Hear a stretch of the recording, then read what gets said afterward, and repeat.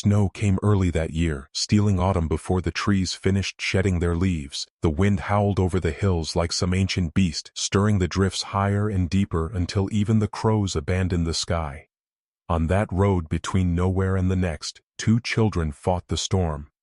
They walked single file. The older girl led, her dark coat torn at the shoulder. Her cheeks were raw from wind, her eyes glassy from exhaustion. She held the smaller girl's wrist rather than her hand. The skin was too frozen for anything gentle. Behind her, the younger child stumbled, clinging to the empty tin cup she'd carried since their mother died. She wore no gloves. Her tears froze as they fell. For 3 nights they'd slept under rocks and branches. Their parents lay somewhere back on that broken trail, buried beneath snow, or perhaps gnawed by wolves. The girls didn't know. They didn't speak of it. Survival left no time for mourning. The older girl coughed, stopping only when the younger one slipped and cried out. She turned, hoisted her sister back to her feet, then looked up and whispered a promise neither of them believed. Not far now, but it was. The snow stretched endless. When the lights came, 2 golden pinpricks ahead, the smaller girl thought she was dreaming. The older one didn't smile. She only pulled her sister tighter behind her and pressed forward, feet sinking deeper with every step.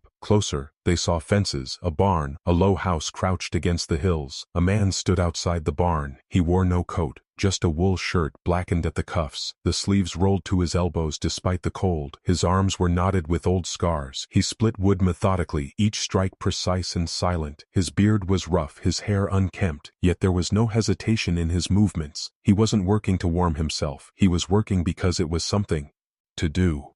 The older sister faltered at the sight of him. Danger had too many faces out here. She half turned, but the smaller girl, now sobbing, broke free and stumbled forward.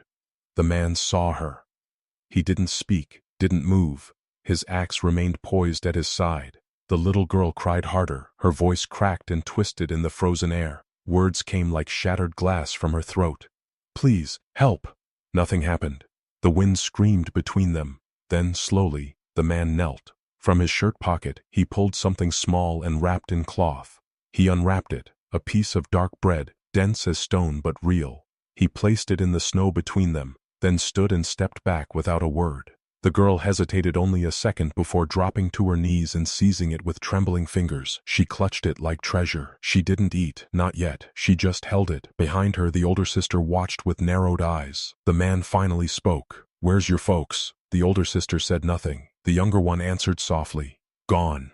He looked at them both for a long time. Then he walked past, shouldering the heavy barn doors open. "Come inside." The younger one followed without question, limping on bleeding feet. The older girl hesitated. The wind pushed at her back. Finally, she stepped after her sister. Inside, the barn smelled of hay and horses. It was warmer than the outside, but only barely. The man lit a lantern. He moved without looking at them, tossing down an old wool blanket near the hearth. "Sit." The younger sister obeyed, clutching the bread. The older girl hovered behind her. He ladled something from a pot hanging over the coals. Stew, thin but hot.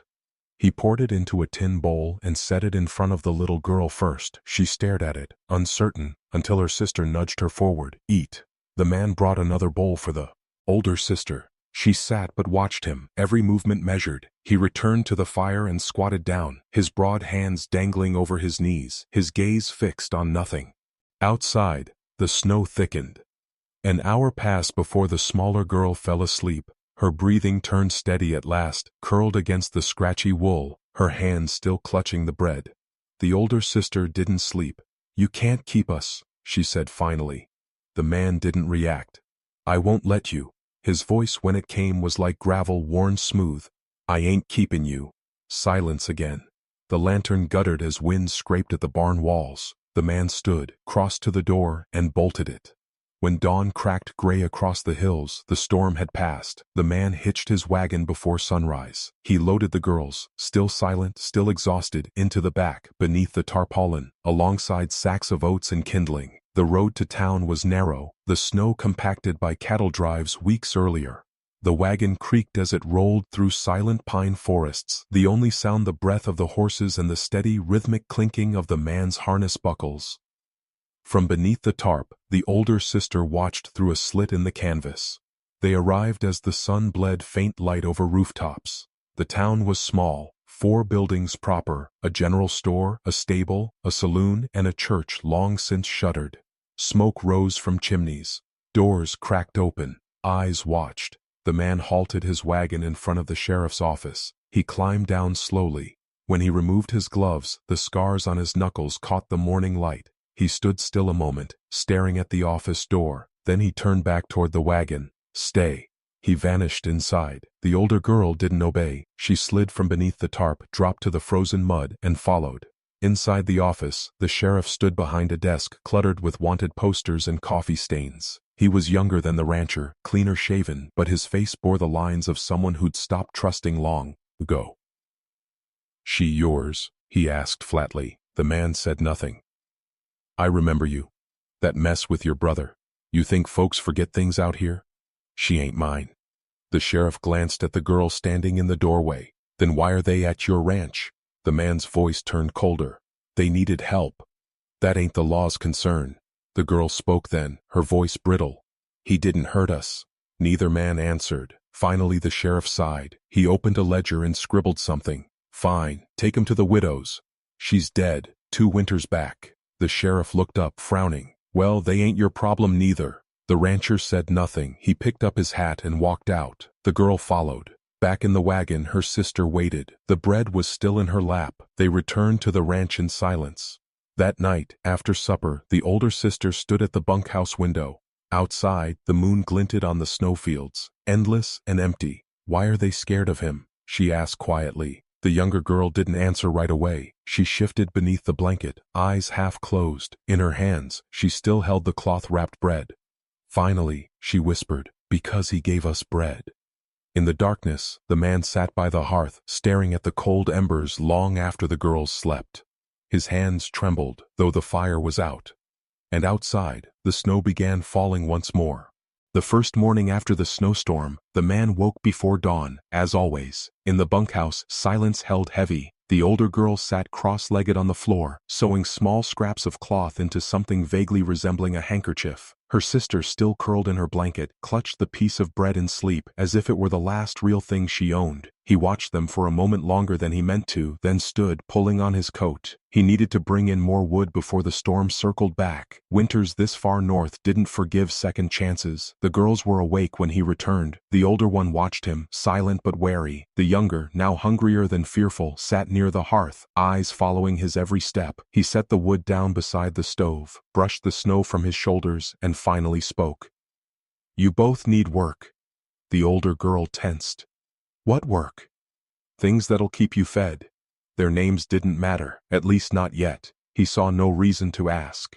Outside, the land groaned under the weight of another storm brewing in the west. He taught them slowly, not with words but with actions. He showed them how to stack the firewood properly, how to dry the wet clothes near the stove without ruining the fabric. He taught the older girl how to knot ropes properly, how to mend tiers and saddlebags. The younger child was too small to help much, but she tried. When he found her one morning crouched in the stable, trying to stitch her own tattered scarf back together, he said nothing. He left a spool of stronger thread beside her before walking away. Days bled into weeks. Snowstorms swept in like war bands, hammering the hills and cutting off the ranch from town. The horses struggled in the drifts. Wolves prowled closer than they dared in the warmer seasons. Survival was no longer assumed. It was work. The man spoke little, but each act he did, for the girls, quiet, deliberate, wordless, was noticed. He tanned a strip of leather for the older girl to use as a belt. He reinforced the door to the bunkhouse so the wind wouldn't shake it loose during the next gale. When he found the younger girl's feet frostbitten and bleeding, he wrapped them himself, never saying a word. The girls started sewing handkerchiefs as the man suggested, using scraps of calico and rough muslin left over from old shipments. Their first attempts were ragged, uneven, but the rhythm of sewing gave them something the cold couldn't take: purpose. Once the roads thawed slightly, he took them to town. The journey in the wagon was silent. He didn't explain what would happen or why. The girls rode in the back, huddled together beneath wool, their stitched goods tucked carefully in a small crate. When they rolled into the town's main street, heads turned. People watched from doorways, windows, the corners of the saloon. The man pulled the wagon to a stop beside the general store. He set up a simple stand. 2 planks nailed between barrels. On the surface, the girls spread their crude handkerchiefs. He stood behind them but slightly apart, silent as stone, arms crossed. The first hour passed without a sail. Locals walked by. Their faces turned cold, their mouths quiet yet their glances loud. A woman tugged her son across the street rather than pass too close. 2 men spat near the wagon wheel. The older girl's shoulders tightened, but she kept her face blank. The younger sister clutched the crate, confused. Her hands trembled. The town remembered. They remembered the man who once hid his brother when the law came looking. Blood had been spilled in that search. A man like him, they whispered, shouldn't have children under his roof. Near noon, a boy, tall, maybe 12, with red cheeks and scorn in his eyes, ran past and slapped the crate nose, sticking their handkerchiefs into the slush. The older sister dropped to her knees, scraping frozen mud from the fabric. Her throat tightened. She wanted to yell, to curse him, but the words caught like ice in her mouth. The man didn't react. He stood motionless, watching the townsfolk watch him. Finally, after hours of silence and rejection, the sheriff crossed the road. He stopped beside the wagon, his shadow long across the snow. "You can't keep bringing them here." The man said nothing. "They ain't yours. I'm feeding 'em. That don't matter." For a moment the 2 men stood in silence. Then the sheriff leaned closer, lowering his voice. "You know what folks say. I don't care. Maybe you should." With that, the sheriff walked away. The girls packed up their unsold wares in silence. That night, the younger girl cried. Quiet tears hidden under the blanket, but the man heard them. He didn't speak. Instead, the next morning, he brought fresh cloth, better quality this time. He had traded for it during the last supply run to the next town over. He placed it beside the sewing crate without comment and left for the barn. The older girl watched him go, her suspicion shifting slowly into understanding. A week later, the stranger came. At first, they saw only his shadow, a lean figure moving silently at the tree line near dusk. The older girl caught sight of him while fetching water and ran back to the bunkhouse, heart pounding. The man said nothing when she told him. He only looked toward the trees and nodded once. That night, the stranger came to the bunkhouse. He was a native man, older than the rancher, with scars cut across his arms in deliberate patterns. He carried no weapon visible, but his presence was sharp as steel. The man opened the door and let him in without greeting. The girls watched from the corner, frightened but too tired to run. The stranger sat cross-legged near the hearth. He spoke only once. "You saved me once. Now I watch your walls." Then he fell silent. From that night on, the stranger came and went without announcement. He watched the woods, he hunted wolves, and in quieter moments, he taught the girls small things: how to move without sound, how to follow deer tracks, how to listen to the snow itself. The older girl learned quickly. The younger, too small to master such skills, began leaving small flowers near where he slept each morning, though no one ever told her to. Time moved strangely in winter. The girls, once skin and bone, grew stronger, their cheeks no longer hollow. The older girl spoke more, though only to her sister. She began to trust the silence between the man and herself, learning that his stillness didn't mean danger. It meant thought. One night after a long trip to town, where the sheriff said nothing but watched everything, the man returned carrying fabric far finer than usual. He threw it down near the girls and left again. The younger sister asked if he'd spoken to anyone. "No," the older replied. "Then why'd he bring that?" "Because we need it." In the quiet of that night, the man stood outside the bunkhouse staring at the moon. He thought about the papers. The next day he rode to town alone. When he returned, his face was grimmer than before. He said nothing, but something had changed. That evening, after supper, the older sister asked directly, "What happened?" He didn't answer. The next morning before dawn, a letter arrived by courier. The older girl found it near the door, sealed but torn, as if someone had second-guessed whether to read it. The man said nothing. But 2 nights later, when the sheriff himself rode up the path, all became clear. They watched from the window. The sheriff's voice carried, calm and flat. "Your petition's denied." The man said nothing. "You're not fit. Court says so." Silence. "They'll send the wagon for the girls next week." Then the sheriff left.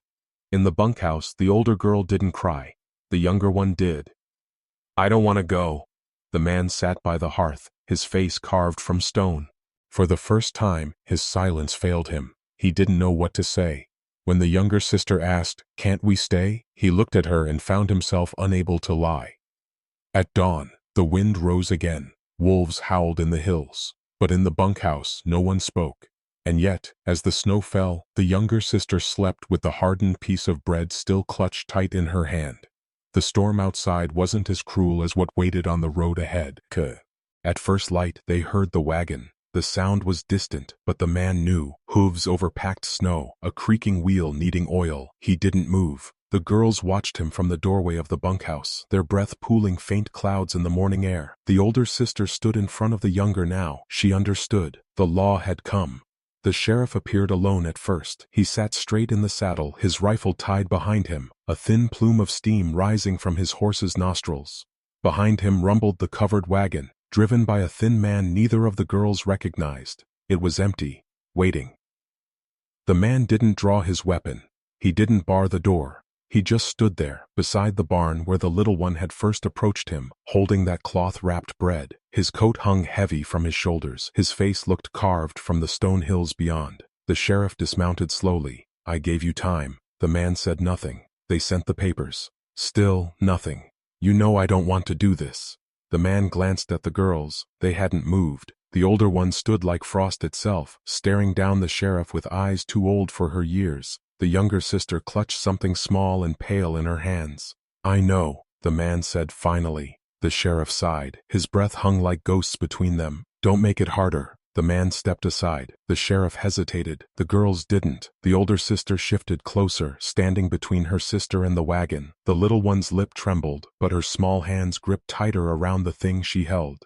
The sheriff walked forward. Then the younger sister stepped past her sister, alone, barefoot, though neither the man nor her sister had noticed. Her dress too thin for the morning frost. She walked until she stood directly before the sheriff, who froze, startled by her sudden bravery. She didn't speak immediately. Her chest heaved, her hands shook, but when she opened them, both the sheriff and the town behind him saw. It was the bread. Wrapped still in the old cloth, though the fabric was torn and stained now, frayed at every edge. The bread itself was small, hard as stone, cracked from age, but it was real. She held it out, both hands extended, palms flat, as if presenting something sacred. The sheriff looked down at it. The little girl's voice cracked when she spoke. This was the first thing anyone gave us." Her words hung longer than the morning chill. The sheriff said nothing. The people who had gathered behind him, the silent watching figures near wagons and doorways, shifted uneasily. Some lowered their eyes. The man watched in silence, his jaw tight. The girl kept speaking, but softer now. "He didn't know us. He didn't ask. He just gave." She held the bread higher. "He's the only one." No one moved, not the sheriff, not the man, not the crowd. Finally, the sheriff knelt. He didn't reach for the bread. He didn't touch her. He only looked at her, eye to eye, his voice quieter than before. "What's your name?" She said it, small, proud, broken. "And your sister?" The older girl said hers from where she stood, voice shaking. The sheriff stood up slowly, glancing once toward the man, then toward the wagon waiting behind him. His boots crunched as he stepped back. "Sometimes," he said, but his voice wasn't meant for the girls. It wasn't meant for the man either. It was meant for the silence around them. "Sometimes the paper's wrong." He turned, walked past his own wagon, and said nothing more. The thin man waiting on the wagon looked confused, but the sheriff shook his head once. That was enough. No one argued. People left, one by one, without words, until only the man, the girls, and the bread remained. The little girl dropped her hands, holding the bread close again. She turned back, walking not to her sister but to the man. She stopped before him, silent, not offering the bread now, but simply holding it, showing him. He looked at it, then down at her, then away. Her sister pulled her close. Inside the bunkhouse, hours later, the bread still sat in her lap. The man didn't explain what had happened. The girls didn't ask. Some things didn't need words. That night, the first snow since the sheriff's visit fell gently, soft and clean. It didn't bite as the others had. It felt like a new storm, a different kind. In the following days, small things changed. People from town came up the road, not many, never at once. But they came. A woman left cloth at the fence line. A boy dropped coins near the handkerchief stand without knocking it over. The blacksmith, wordless as always, left a half sack of oats near the barn. No one apologized. No one said anything. The girls kept sewing. The older sister worked the handkerchiefs tighter, her stitches cleaner now, her hands stronger, her back straighter. She didn't watch the road as much anymore. The younger sister placed her bread, still wrapped, in a wooden box she asked the man to build. He didn't ask why. He carved it, set the lid carefully, and left her to fill it. Spring crept in slowly. Snow melted from the rooftops first, then from the fences. The rivers broke their ice. Buds appeared on the blackened branches near the stream. The man spoke more, not often, but more. He taught the older girl how to drive the wagon. He taught the younger one where the wildflowers would bloom first, in the shallow canyon west of the ranch. He let them both plant small seeds in the frozen soil, even though he doubted anything would grow. The stranger came one last time. He didn't knock. He simply stood near the bunkhouse door at dawn. The man stepped out, nodded once, and received a nod in return. The girls woke to find a carved totem placed carefully at the threshold, a small figure shaped from cedar, representing protection. By mid-spring the handkerchiefs sold without trouble. People stopped staring. The sheriff nodded once when he passed on horseback. No one ever spoke of the court papers again. And still, inside the wooden box, wrapped in the cloth that smelled of the first barn smoke, the bread remained, unchanged, hard, but not forgotten. One night, near the hearth, the younger girl whispered something that only her sister heard. "He can be family even if no paper says so." The older girl didn't reply, but her hand rested over her sister's, just once. They understood. And the man, though he didn't turn from the fire, heard every word. In the hills, the wolves cried less often. The snow retreated higher, and at the edge of the bunkhouse window, when the light was right, the shape of a swing still stitched with old calico tassels moved gently in the thawing breeze. The bread had been enough to change everything.